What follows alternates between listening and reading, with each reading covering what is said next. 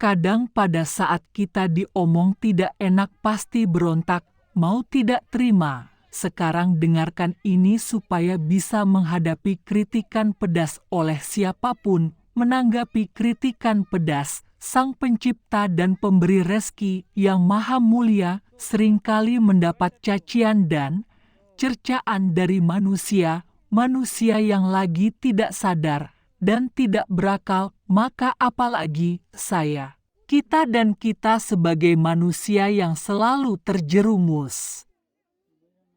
Melenceng dan salah dalam hidup ini, terutama jika kita seseorang yang selalu memberi, memperbaiki, mempengaruhi, dan berusaha membangun, maka kita akan selalu menjumpai omongan, kritikan yang pedas dan pahit.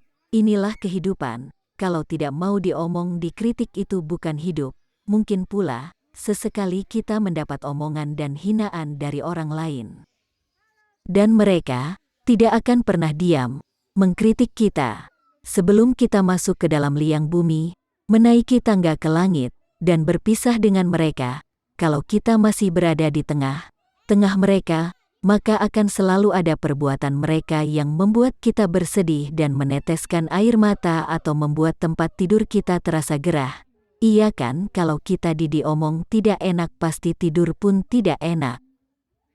Perlu diingat, orang yang duduk di atas tanah tidak akan jatuh, dan manusia tidak akan pernah menendang anjing yang sudah mati. Adapun mereka marah dan kesal kepada kita adalah karena mungkin kita mengungguli mereka dalam hal kebaikan, keilmuan, atau harta. Jelasnya kita di mata mereka adalah orang berdosa yang tidak terampuni, sampai kita melepaskan semua karunia dan nikmat Tuhan yang ada pada diri kita.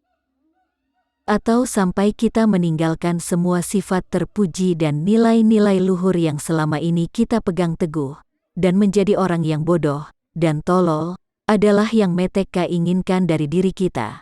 Oleh sebab itu, hati-hati terhadap apa yang mereka katakan.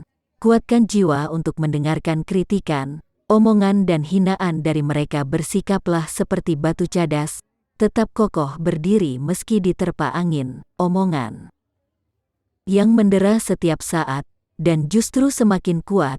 Karenanya artinya jika kita merasa terusik dan terpengaruh oleh omongan atau cemoohan mereka, berarti kita telah meluluskan keinginan mereka untuk mengotori dan mencemarkan kehidupan kita, mencemarkan nama baik kita. Seperti itu intinya. Padahal yang terbaik adalah menjawab atau merespon kritikan mereka dengan menunjukkan akhlak baik kita. Biarkan mereka. Jangan merasa tertekan oleh setiap mereka untuk menjatuhkan kita, sebab kritikan mereka yang menyakitkan itu pada intinya merupakan ungkapan penghormatan untuk kita, yakni, semakin tinggi derajat dan posisi yang kita duduki, maka akan semakin pedas pula kritikan itu. Betapapun, kita akan kesulitan menutup mulut-mulut mereka. Kita menutupi mulut mereka dengan dua tangan kita, mereka akan gerakan lidah terus.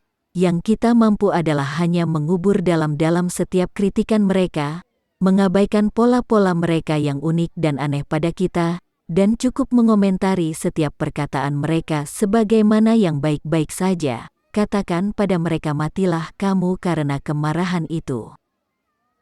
Bahkan, kita juga dapat menutup mulut mereka dengan potongan-potongan dagong, agar diam 1000 bahasa dengan cara memperbanyak keutamaan belum tentu terwujud.